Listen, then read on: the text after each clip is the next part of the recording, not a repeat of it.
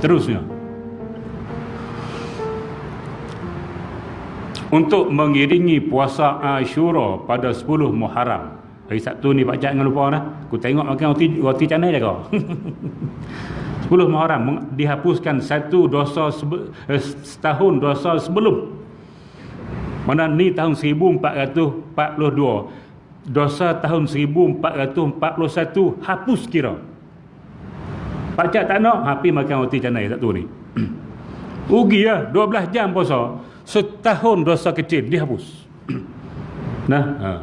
Dosa kecil lah, dosa besar kena taubat tuan-tuan. Baik, Ashura pada 10 Muharram hari Sabtu ni, mana yang lebih afdal, sama ada puasa pada hari Jumaat atau hari Ahad? Baik tuan-tuan, muslimat yang dirahmati, Nabi masuk Madinah bila hijrah ni, kita bulan Muharram hijrah. Nabi tengok tabiat orang Yahudi di Madinah. Bila duduk Madinah tengok Yahudi ni 10 Muharram dia puasa, 10 Muharram dia puasa, 10 Muharram dia puasa. Nabi tanya dia apa? Puasa sebab apa? Yahudi Bani Israel jawab, kami puasa kerana nak mengingati sejarah Nabi Musa diselamatkan oleh Allah Subhanahu Wa Taala daripada tentera Firaun hak kata belah laut tu 10 Muharram. Jadi kami nak kenang sejarah itu, kami puasa pada 10 Muharram. Nabi kata, kalau kamu puasa, aku lebihlah kena puasa sebab aku ni Nabi. Nabi Musa pun Nabi, maka aku nak puasa. Nabi Musa kat 10 Muharram.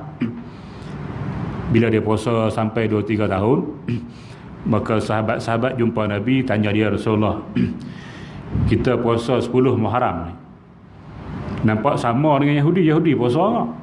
Kita pun puasa, nampak amalan kita buat ni sama serentak sehari. Nabi ni tak suka kalau amalan apa-apa pun sama dengan Yahudi, kita baca dah. Kalau Yahudi jenis tak simpan nyanguk, dia suruh sahabat simpan nyanguk, dia jenis tu, kita baca dah dulu. Dia tak suka sama. Bila sahabat bangkitkan tu, dia kata betul lah kalau gitu. Kalau macam tu tahun depan, dia kata, kita puasa 9 Zulhijjah, 9 Muharram dan juga 10 Muharram. Maka puasa 2. Yahudi puasa 10 saja, nak bagi tak sama kita 9 dengan 10. Jadi dah beza dah. Walaupun puasa juga tapi dah beza. Dia 10, kita 9 10. Tahun depan sebelum Muharram, sebelum bulan Muharram, Nabi wafat. Tak sempat. Tak sempat nak puasa 2 hari tu. Maka ulama-ulama sebut walaupun Nabi tak sempat buat benda tu, dia masih dikira sunnah sebab dia dah sebut nak buat. Cuma dia tak sempat, umur dia tak sampai. Maka sunat juga kita puasa 9 Zulhijjah, bagi jadi derek 2 hari, nak bagi beza dengan Yahudi. Dan boleh yang paling afdal kita puasa 3. Kalau untuk yang tahun ni, kalau hari Sabtu tu 10, kita puasa Jumaat, kita puasa Sabtu, kita puasa Ahad, 3. Kita boleh puasa 3 ataupun 2. 2 tu boleh buat Khamis, Jumaat, Sabtu untuk yang tahun ni, ataupun boleh buat Sabtu, Ahad, Ahad 2. Kalau tak boleh juga, 1 pun okey jugalah. Hari Sabtu, hak bodoh tak puasa langsung. Tu cerita dia. Macam mana? Kemuskilan saya, adakah ASB menjalankan urus niaga secara Islam secara keseluruhannya? Mohon pencerahan. Baik tuan-tuan muslimat yang dirahmati sekalian, ini kita bukan kerja dalam tu. Cuma apa yang kita baca, apa yang kita dengar, ASB dan juga ASN, dia ni melabur tak pilih lah. Mana hak pelaburan haram pun dia melabur, yang halal pun dia melabur. Jadi campur tuan-tuan. Sebab tu dia keluar fatwa. Ada 2 fatwa. Satu fatwa kata haram, satu fatwa kata harus. Bila ada 2 macam ni, maka memilih yang haram adalah lebih utama dan lebih selamat. Sebab kaedah dia, iza jitama'a al-halal wal haram ghalabal haram. Bila bercampur halal haram, menang haram, tuan-tuan. Hak selamat tabung haji lah. Tabung haji kita masukkan duit, kita akan dapat balik juga dia punya keuntungan. Tabung haji insya-Allah tidak melabur di tempat pelaburan-pelaburan yang haram. Baik tuan-tuan. Terusnya, anak kawan saya beli rumah, di depannya rumah yang buat kuil Hindu. nasihat atau pencerahan. Baik, jadi kalau minta nasihat, daripada kita beli rumah depan kuil, lebih baik beli depan masjid. Tu aja. Daripada beli rumah depan kuil, bukan salah pun boleh, kalau kita boleh hidup tak apa. Tapi lebih baik kita beli rumah depan masjid. Hari ini orang tak suka beli rumah depan masjid atau dekat masjid. Dia akan tanya dulu, rumah tu dengan masjid mana jauh ke dekat? Dekat-dekat tak dibeli. Sebab apa? Azan subuh aku terkejut langkat kepala. Jenis bukan kaki masjid, dia tak nak rumah dekat masjid, dia nak jauh, orang tak nampak, orang depan masjid orang nampak dia tak pergi. Tu aja. Jadi boleh, tapi tak sesuai lah. Kita orang Islam yang perlu pergi masjid, tiba-tiba depan rumah kita tu kuil, tak sesuai. Kalau boleh beli rumah lain yang tu jual, pergi beli rumah lain, walaupun tidak depan masjid, tapi jangan depan kuil sudah. Baik, SOP ke masjid, pakai mask dan bawa sejadah besar dalam kita tak bawa ikut suka kita. Sombongkah kita? Kok tu pula dah.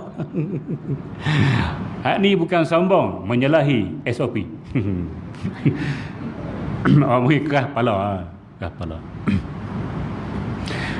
Bolehkah kita berpindah ke rumah baru dalam bulan Muharram atau Safar? Terima kasih. Kau suka hati hang. Nak pindah bulan Muharram ke bulan Safar ke bulan Rabiul Awal, terpulang. Tidak ada sial pada mana-mana bulan. Siapa kata ada sial pada mana-mana bulan, maka dia perangai dia jahiliah. Sebab tu Nabi pinta hawa lagi. Nabi dia pinta hawa lagi. Nabi kata la tayarata wala hamata wala safara wa firra minal majzum kama tafirru minal asadi.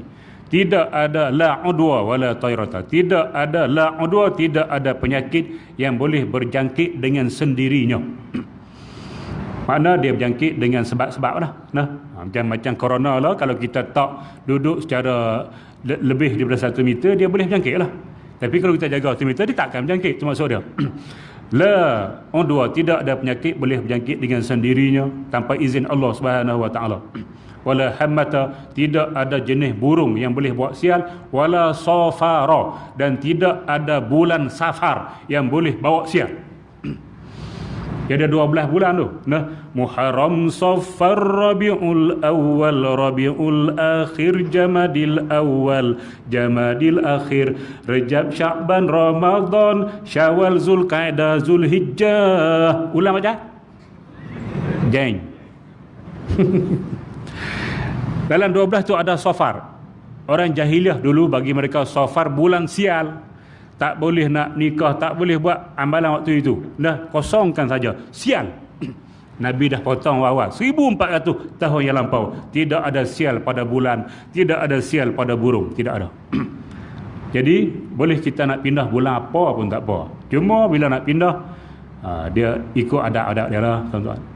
Masuk rumah tu kalau boleh azan dulu. Sebab rumah kita dia buat ambil masa lama, kadang tu setengah tahun, kadang tu setahun. Jadi rumah tu dia sebelum kita masuk tu ada penghuni dia. Ada penghuni dia. Jadi bila kita masuk untuk duduk, kita azan dululah. Azan tu tujuan ambil berkat dan kita nak halau kalau ada jin dan syaitan yang duduk di rumah kita tu. Tuan-tuan. Begitu. Buat kenduri sikit untuk minta doa selamat, itu cara kita. Jangan buat karaoke sudah. Baik, jadi boleh nak berpindah rumah baru ke tak ada masalah di mana-mana bulan. Habis message. Saya akan ambil WhatsApp sekurang-kurang 3. Kita lewat lah 5 minit tuan-tuan. Si balik kena katok kepala bini pula. Kita pergi beli buah durian di gerai durian. Takkan nak beli gerai apple. Tu tak payah cerita pergi masak.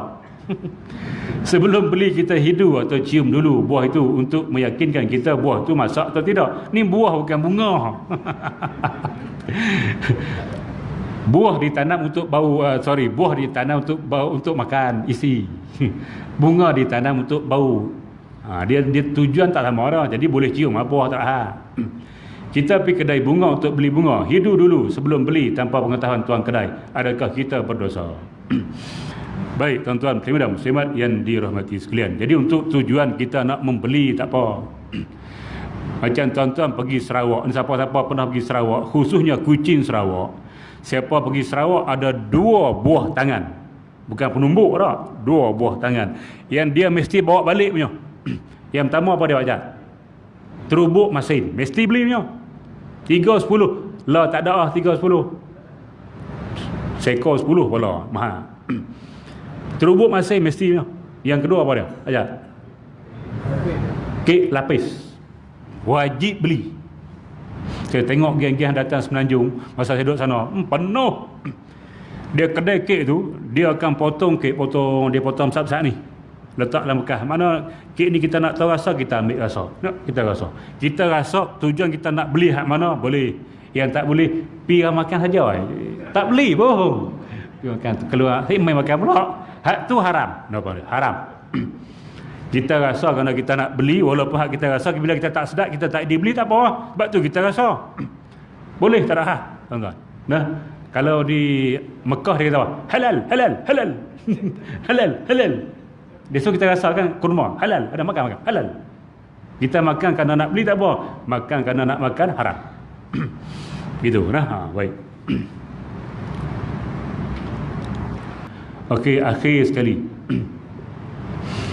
Kalau sebelum PKP, orang yang solat duduk atas kerusi akan meletakkan bahagian belakang kaki kerusi di atas saf. Tapi dengan penjarakan fizikal, mereka meletakkan kerusi di belakang saf kerana tidak ada jemaah di belakang mereka. Bolehkah begitu, Ustaz? Baik, tuan-tuan dan muslimat yang dirahmati sekalian. Kalau kaedah yang kita buat macam ni, ni tagging, tengok tagging. Makna 1, 2, dia duduk tengah tu. Ini comel lah. Makna kalau siapa-siapa hak duduk pakai kerusi, dia tidak ada syarat waktu ini. Tidak ada sebarang syarat. Makna dia boleh je letak kerusi di belakang. Sebab apa? Sebab di belakang dia sudah confirm tidak ada jamaah. Kalau kita kembali semula nanti, PKP dah habis dan sebagainya, maka dia tak boleh buat. Dia duduk depan, dia duduk kiri ataupun kanan di hujung-hujung. Tengah tak boleh dah. Sebab dia akan putuskan sah di tengah. Masalah ni okey, tak ada hal. Nah, boleh buat.